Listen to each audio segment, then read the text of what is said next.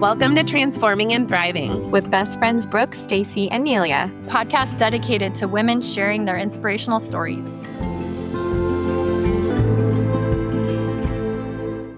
Hey there, everyone. We are so excited to be here. I'm Neelia.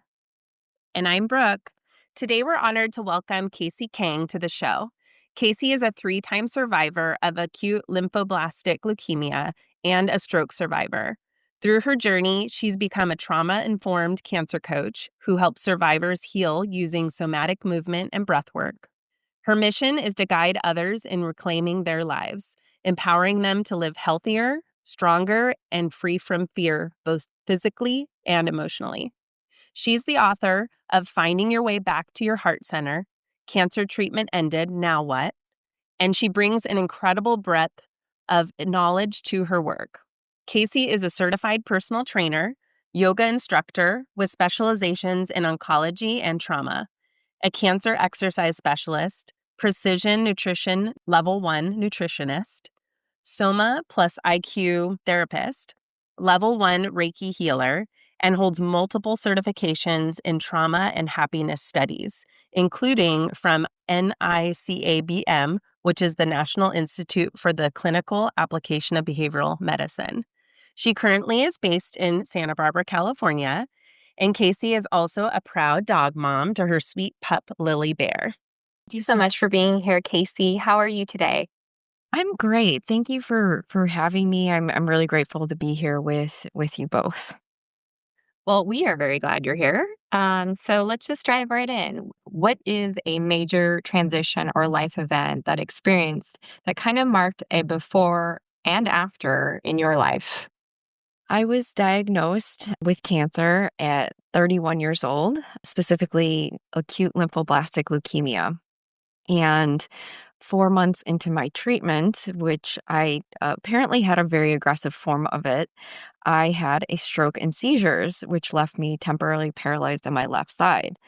So not only was I still going through treatment, I was also recovering from a stroke and having to relearn how to do basic functions as well. Fast forward 18 months later, I finished my chemotherapy protocol, and 7 weeks of no treatment, I relapsed. At this time, my oncologist told me that my body was no longer responding to chemotherapy and that an immunotherapy or a clinical trial were the next steps. So one didn't negate the other. So we tried the immunotherapy because it was less aggressive than the clinical trial. And that sent me into a cytokine release storm, which basically almost killed me. Oh, gosh. Yeah. As you can imagine, that was not the outcome they were hoping. So we pivoted very quickly to a clinical trial and doing all of the testing that leads up to it. A week before it was supposed to start, the clinical trial got shut down. And so I was like, okay, well, what's next? I naively thought there would just be more options, and there weren't. That must have been devastating.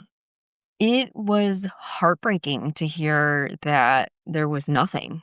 And so, as you can imagine, I was like, okay, well, what do we do? Like, Right. what's the next logical thing? Am I just going to slowly die? They were keeping me alive with blood and platelets. And then we did another round of a very aggressive chemotherapy just to keep the cancer at bay, knowing it probably wasn't going to do anything else. And then we waited. And for about 2 months, 68 days-ish, we didn't have a treatment plan until the Leukemia and Lymphoma Annual Doctors Conference had just ended. And my oncologist came back and said, do you want to try this immunotherapy? And that wasn't even for my cancer. It was for a different cancer. And the outcomes were terrible. It was 114 participants. 11 had the disease that I had, and the outcomes were, the odds were not in my favor for getting through this or for it being something that would get me to remission. So after, discussing it with my husband at the time, I just thought to myself that even if this kills me, at least somebody could benefit from it, and hopefully they would. So we wrote a letter of compassion to the FDA and the drug manufacturer, which is basically like life-saving compassionate care you have nothing else left to try. And waited for like 2 months. Now, is that to get the approval? You have to write this letter to get it approved because there Yes. wasn't research for your specific cancer? Yes. So it wasn't because the drug wasn't itself in a clinical trial or any phase of a clinical trial. I think it wasn't even in a phase 1 trial at that point. I think they were just randomly choosing people for compassionate care to give it to see what it would do, basically, Mhm. is kind of how they look at compassionate care. It's like moonshot drugs. Like, we don't think this is gonna work, but are you willing? So it was a really scary place to be, and after 2 months of waiting, I was approved, otherwise I wouldn't be talking to you. What got you through that period? I mean, that wait, I can only imagine it was so agonizing and just thinking about what the outcome is going to be, and I'm assuming that you weren't feeling well during this time on top of that. No, I was feeling pretty physically ill. Every day was, like, really low energy and not really being able to be present in the same way that a healthy person would be. I focused on, like, what I could do that day, like, literally, if I could walk that day or hang out with a friend that day, and really focused on my friends and my family. Like, it was right around Christmas, and I literally got out of the hospital a week before it, so I literally was experiencing Christmas logically going, "This could be the last one," and it's like watching a movie of your life that you're not participating in, and I was in therapy at the time, and my therapist encouraged me to have really hard conversations with people around me about potentially dying, and that was harder than anything I've ever done in my life. I can't even imagine. Yeah, I mean, the hardest one was with my dad. My husband and I at the time we would make jokes about it to make lighten the situation, but with my dad, it was different. I remember watching TV, staring at it, and I'm holding back tears, like choking them back. And I said, I might not make it. He goes, sometimes we don't make it to the end. Mm, And that was it. And it was not what I wanted to hear because, as someone's child, you just want them to wrap you up in their arms and say, everything's going to be okay. yeah, yeah. And and he didn't do that, and I was really mad at the time because I was like, I just wanted someone to say it was gonna be okay, and no one could, and sitting with that, and so actually had the opportunity a few years later to ask him why he said that, Mm, and he said very bluntly, "There are no books on how to talk to your dying daughter." gosh. And that's the moment I realized, like, he was coming to the same conclusion I was in the same time, like, this reality of, like, you might not be here. Yeah, he was processing it, and probably it was a protective mechanism for him as well, I imagine. Oh, 100%. And, I'm glad he said what he did, though, because what is the end? And it kind of leaves you with that question of, like, what's the end for someone is not the end for everyone else. Yeah. Would you mind sharing a little bit more about what kind of those next steps were for you? Yeah, so I was approved for treatment. We started off with 4 rounds of immunotherapy. It's called isotunimab. It's now FDA approved and used for general care, which is amazing that I was able to give that to someone else. And comparatively speaking to like traditional chemotherapies, the side effects for me were way, way less aggressive. Obviously, we don't know what the long-term ramifications of taking these drugs are yet, but I would rather have done immunotherapy from the get-go, even despite the one that almost killed me, than chemotherapy, just because of that. Or is it this because of the potential side effects and, like, maybe for those, including myself, that are not familiar, like, I mean, I think chemotherapy is maybe the social norm or treatment, and people have a sense of what that's like. I've been through chemo personally, and I know a lot of this. have, not to downplay your situation, but I think a lot of us haven't had to experience immunotherapy like you did. Like, the side effects are completely different. For me, they were, at least. I can't speak for everyone's experience, but they were very minimal. Like, I had a headache the day of infusion, which lasted for about 24 hours, extremely fatigued, really nauseous for about 24, 48 hours, and then nothing.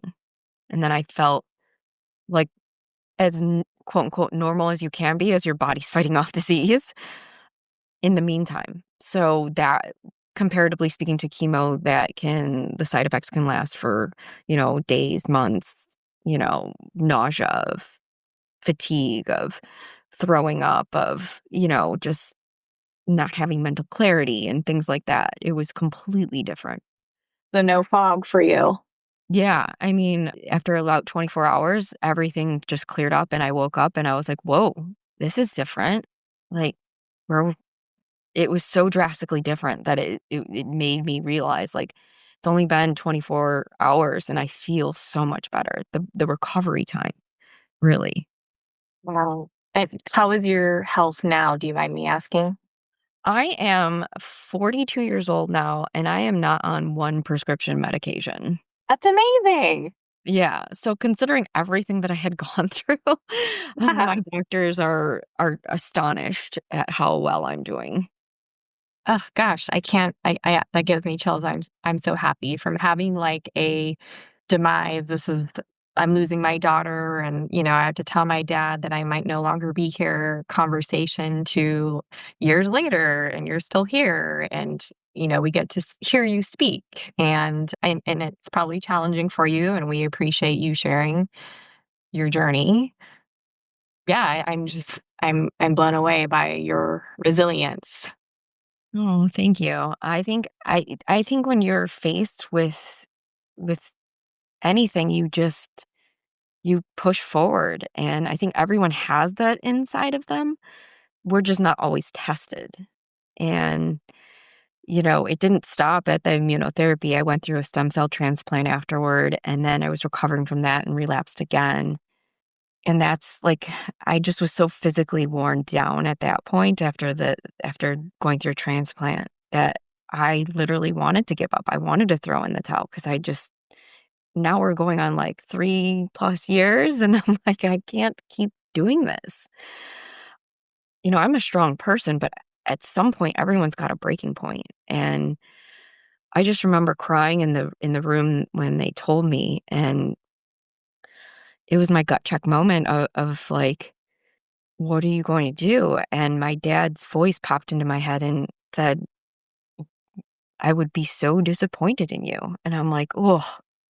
Ugh. Oh, yeah, like, not exactly what you wanna hear, but I understood why it was coming through because everyone had, like, for almost 3 years, or over 3 years, had moved mountains to get me to that point, and I was just gonna give up? Like, that and that I did, I wanted to. I was so tired and so exhausted mentally, physically, emotionally, like, everyone around me was, like, it was exhausting, and so, that's when I said, "Fine." I quote unquote made my deal with the universe, and I said, That's it. One more time. We're doing this one more time." I go, "It's not for me. I don't care if I live or die." I go, "But this is for everyone that helped me get to this point." Wow. That's really powerful, Casey. Truly, you exemplify a fighter and you obviously have immense resilience. And for you to go through all that you went through and dig deep again and do it for others is just very special. So, very special person. Would love to hear what you feel like this experience has taught you, other than what you've shared so far. Is there anything specific that you feel this experience really highlighted or taught you? There are so many lessons in hindsight that I have learned from that. The human body is capable of incredible things and can go through a lot. It's our mind that we really do have to get on board because our physical body can endure so much. But if our mind isn't willing to get us there, and keep holding on to hope, and it will break you, as most things can. That was, like, the biggest lesson that I learned, amongst many others.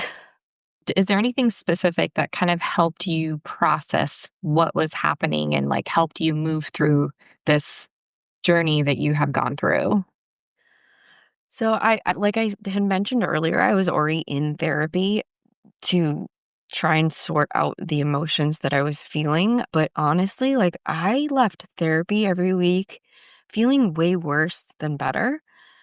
It wasn't until I started really incorporating yoga into my daily practice that I really started to see progress in how I was feeling, because there's so much disconnection from my from your body going through treatment. Like, there were times where I just open up my arms in rooms and go, "Do whatever you want." Like, that's not normal. And so being able to have efficacy and a relationship again with something that, yes, I'm a part of, but I really wasn't in charge of for so long, really helped me see a path forward and really helped me move through a lot of things that physically I was holding on to, and I didn't realize it. I remember many, many times even just exercising and just breaking down and starting to cry, and I didn't know it at the time. I do now as a somatics therapist, understanding the connection between the mind and the body. Wow. Can you explain a little bit for us and our audience what somatic movement and breath work is? I know that that's something that you incorporate in your coaching, and it sounds like you use that and probably inspired you to become a coach, I'm assuming. Can you explain what that looks like? Yeah, I mean, there's many different somatic modalities. Soma means in the body, so it's not only just taking, like, therapy is top down approach, but it's more of a bottom up approach. It's getting into where our bodies are at, and so after researching so much, I found out like PTSD and trauma really comes from your body first, and then your brain is the one that names it or categorizes it or reacts to it. So I was like, okay, if that's the truth, then I need to get inside my body more. So, yes, yoga can be an example of that. Just exercise in general, dance is a really good one. But even just small micro movements that we can do, like shaking and things like that, is somatic movement.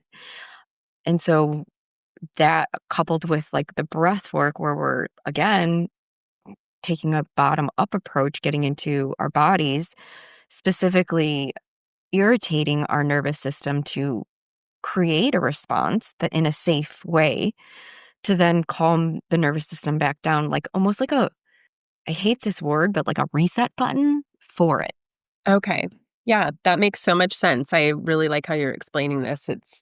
I'm having these aha moments of I've heard it before, but the way you're describing it, it really makes sense. Yeah, I mean, like, the best way I can explain it to people is like we hear things or we get news and we feel it first, right?